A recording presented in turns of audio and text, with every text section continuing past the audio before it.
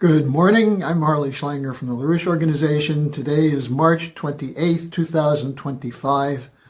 I have a very special update for you today. I had the privilege yesterday of interviewing a friend of mine, Petr Bystron, who is a member of the European Parliament representing the Alternativ for Deutschland Party. And we discussed a lot about what's happening in Europe, what's going on with Germany.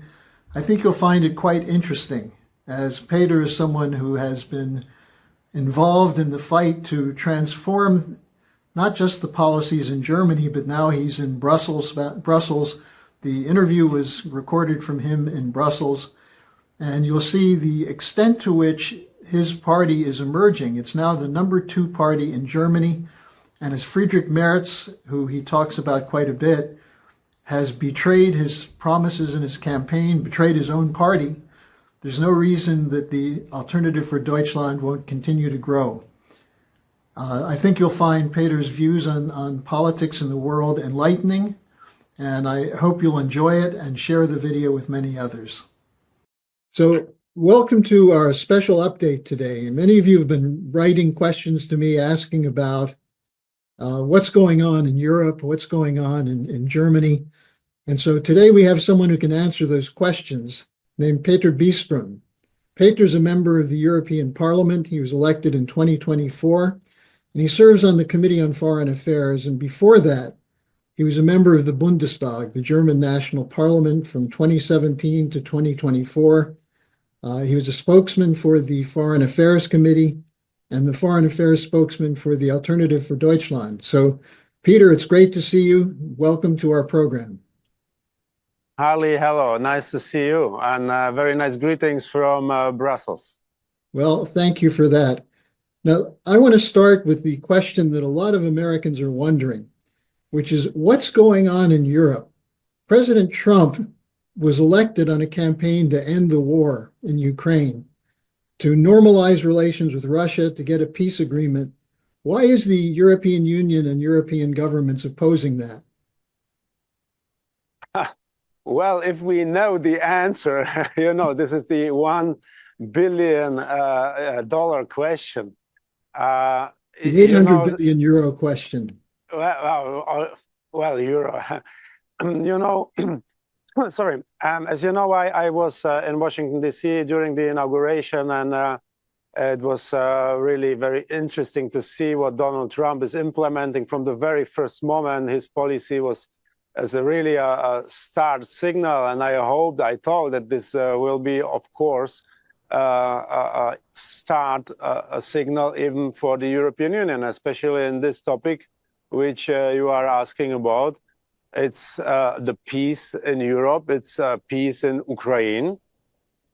And I think it was J.D. Vance who said at the CPEC, he said, well, guys, of course, USA is involved in this war, but we have quite a big ocean between us and Russia, and between us and Ukraine. So we are not as deeply involved as Europe. So it is in the mutual interest of Europe to follow the policy of Donald Trump, to be interested in the end of the war. And we are facing the opposite, and you're asking why? Well, the answer is Donald Trump is a true populist president, a populist in a very positive meaning. A populist comes from Latin, it's the people. So he is doing what he was elected for. He is doing what the people want, and this is peace. This is the end of the war. And again, J.D. Vance said the same when he came to Munich, to the Munich Security Conference. His first sentence was, I am going to do now what our people expect from us. And you will never hear such a sentence from the bureaucrats in Brussels, from those. Yeah, you're laughing at this. Is maybe the answer on your question. Yeah. They are serving other people, other interests, other groups, other companies, but not the people of Europe. If they would, they would be applauding to Donald Trump. They would be on his side, and they would struggle for the end of the war and not for his prolongation. Well, you have on the one side Starmer, Macron, Ursula von der Leyen, Merz, I think also, who say that the reason they have to keep the war going is they fear that Putin, if he's not stopped in Ukraine, will overrun Europe. You come from the Czech Republic initially. You have some experience with the old Soviet Union. But why do these people say this? Do they actually believe that Putin intends to conquer Western Europe? Well, now I can laugh loudly because this is a complete nonsense. And I am not saying it because I am a big friend of Russia or something like this. You mentioned it. I grew up in a communist Czechoslovakia and I emigrated. So we emigrated, we fled from a country which was occupied by the Soviet Red Army. So the most people in Czechoslovakia, they hated the Russians, the so-called Russians. So we have no reason to be advocating Russia from some friendships or emotional reasons. But let's face the facts. Russia has historical reasons. Historically, Russia never expanded as a country to this region, Middle Europe. They were always, the zone of interest is maybe southwards, direction Turkey, Caucasus, or if they're moving western, they always stop somewhere where Lithuania or Poland is. Second, military power. The Russians, they don't have any military power to occupy Europe, and they know it. They are very well aware of their political, of their military power. You just see how they are struggling in the Ukraine the last 3 years, and they are not able to move forward faster. You know, they're fighting since 3 years for some kilometers there in Donbass. And the third reason, economical power. The Russians, they are very well aware of their economical power, and they know that they could not finance military action toward the complete Europe. And fourth and last reason, the Russians never said something like this. They never planned it. Just look at the agendas of Russia and of the NATO. Who was naming whom as an enemy? It was the NATO who started to put Russia and Iran and other countries in their white papers as a potential threat, as a potential enemies. It wasn't Russia saying Europe is our enemy. In fact, it is not. Russia needs cooperation with Europe. Russia needs economical cooperation with Europe, and they are not so stupid to attack us. Now, you said something about you don't know whose interests actually are served by this war. Some people say that the reason Starmer is one of the leaders of the so-called Coalition for the Willing, which doesn't seem to be so willing or even able, but that this has to do with the City of London's historic interest in Eurasia and in preventing a relationship between Germany and Russia. How much do you think that factors into this situation? Well, this is a term of geopolitics, always a factor. Not only the City of London, but it was for a long time also a mutual interest of the US foreign policy to divide the powers on the European continent. On the one side, in the Western, especially Germany, but also France and the other countries, from Russia. Because Russia has enormous resources, and we have here in the Western part, we have the technological potential. So if those two poles of gravity would get together, if Russia would be united economically with Western Europe, it would be a heavy competitor for the United States. And yes, of course, this is one of the reasons. Now, you're going to have a new government sworn in, I believe it's next week, March 25th. And so far, it looks as though Friedrich Merz has turned his back on the pledges he made as a candidate, putting through the repeal of the debt brake, the big bazooka, the financial bazooka. Do you think this is going to, I mean, the CDU is dropping in the polls. Your party is going up. What do you think is the prospect for the Merz government? Well, Merz did the biggest betrayal of the voters, I don't know, since the Second World War. And he's the totally, this is the best way how to explain it. He is the total opposite of Donald Trump. Donald Trump delivered in the very first day of the inauguration what he promised to the people during the election campaign. He was signing live on television the first decrets. You know, he promised to save the borders, so he closed the borders. Yeah, the illegal migration. He stopped the Paris Treaty, and so on and so on. Friedrich Merz is doing exactly the opposite. He promised, like Donald Trump, to people that he will stop the migration crisis, you know. And then he said all these leftist ideological projects like LGBTQ with the 150 sexes and all the other stupid things, he will stop it. He promised that conservative politics will rule again in Germany. But what he has done after the election was the totally opposite. He denied any cooperation with the AfD, which is the second strongest party in Germany, and we have the majority together with the CDU. He started the collaboration with socialists and with the Greens. He will build a coalition with those guys. He didn't stop the migration. On opposite, he said, okay, we will continue in everything what this previous government has done. So he is breaking every promise he gave to the people every day. And it's really fatal. It's really very, very bad for Germany. It's very bad for the whole Europe. And he gets the bill for it.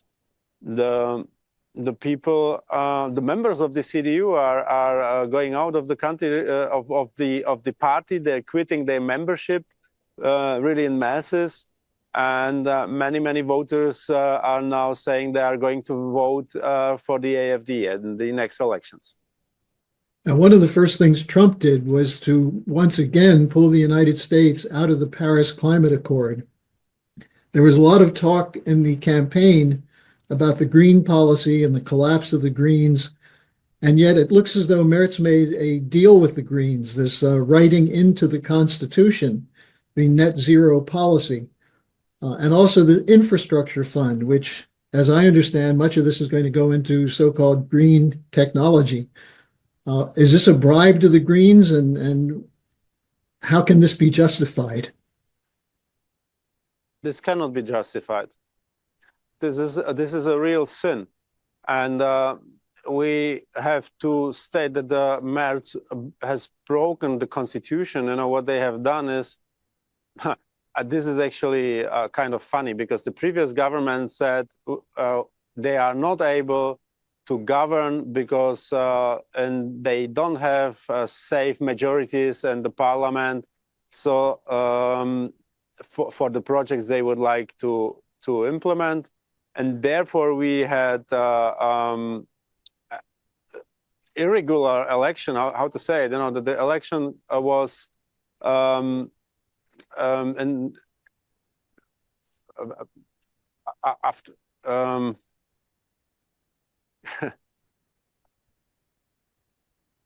it was not after the 4 years like normally it should be. So the government put down their business and say, okay, let's have a kind of pre-election. So, and now Merz won with these promises to do it better, to do it differently, and especially in economical terms, he promised not to do a higher debts for the country, not to start again something like Trump, a really good economical program for the country.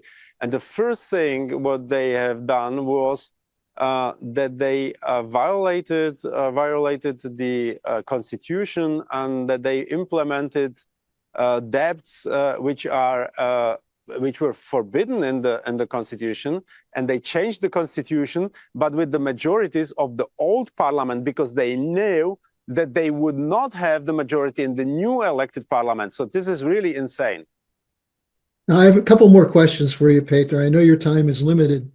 There's some people who are saying that Merz is actually putting the interests of special investors, as someone who was once the chairman of BlackRock in Germany, ahead of the interests of the German people, and that this is the opposite of what you described as populism. Would you say that's accurate, and are you worried about what Merz's intention is? Not sure. This is a classical globalism, as the opposite of populism. I mean, you name it. Merz was a member of the board, of the advisory board of BlackRock Germany.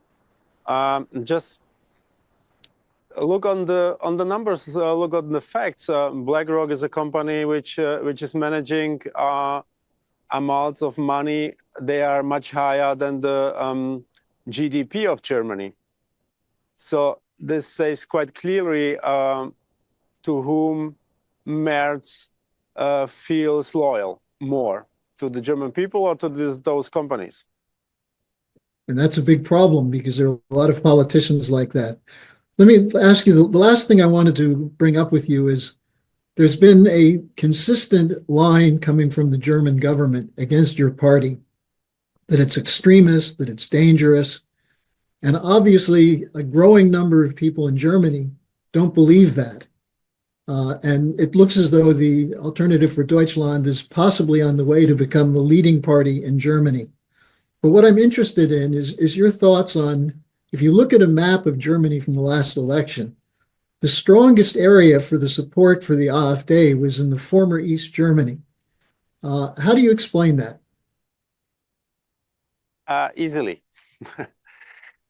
Because the people in the former GDR, they experience the communism.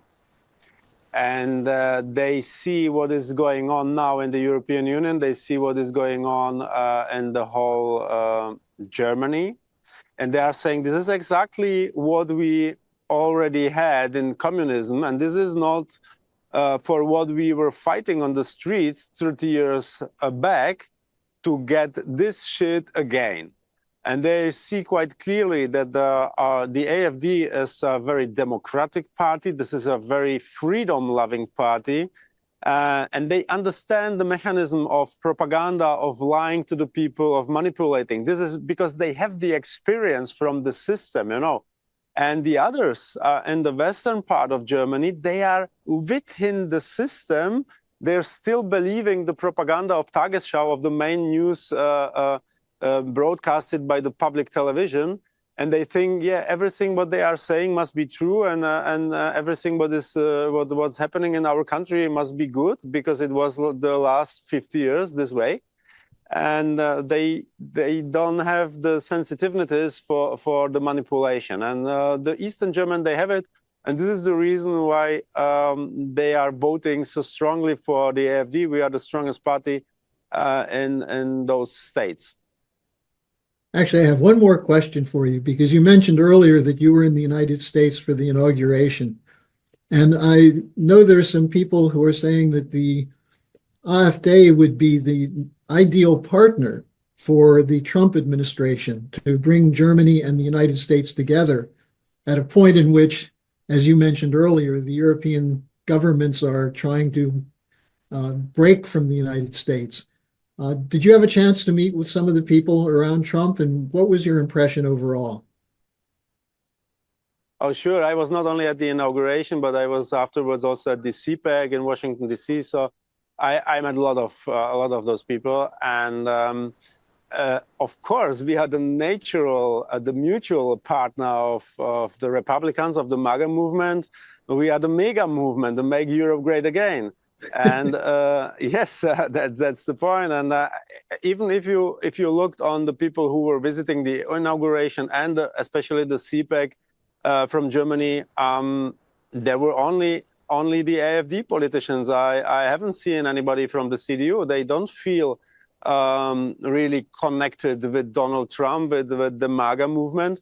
And they, for good reasons, they don't feel like this, because they are globalists and we are populists, and Donald Trump is also populist.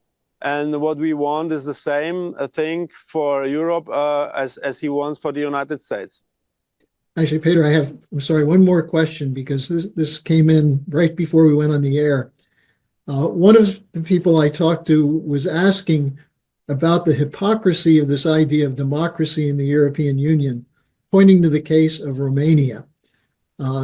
Is there discussion in the European Union about how you can overturn the votes of a population and still call yourselves democratic?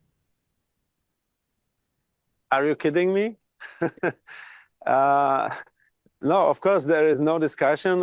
It was even during the last plenary session, it was rejected to have a discussion about that. So we were asking for it. And they rejected it. The leftists with their majorities, they said, no, we don't want any discussions on this topic. So I raised this topic, at least in my speech, and the video of the speech went through. You can still see it on YouTube before it's going to be censored, so be fast. But the European Union is, of course, concerned about other countries, for example, Serbia. But what is happening here in the European Union, the oppression of opposition in Romania, it's hilarious. You know, they canceled already 2 presidential candidates, and they canceled the number 1 in the polls. Yeah, so just because he is anti-globalist. This is really, things are happening here. The fathers of the European Union who once started this project, and it should have been a project of peace and democracy, they are rotating in their graves. Well, Petr, it's good talking with you. I look forward to seeing you next time you come to Berlin, and I'm sure we should do this again sometime. This has been very helpful for my viewers and the audience. So thanks for joining us today. Harley, I thank you for your work. You are always welcome. Visit us here in Brussels. It's also your taxpayers' money, which is financing the studio here and everything else. So use it. It's yours. And very nice greetings to all the audience, all you guys in the United States, whenever you are. Have a nice day.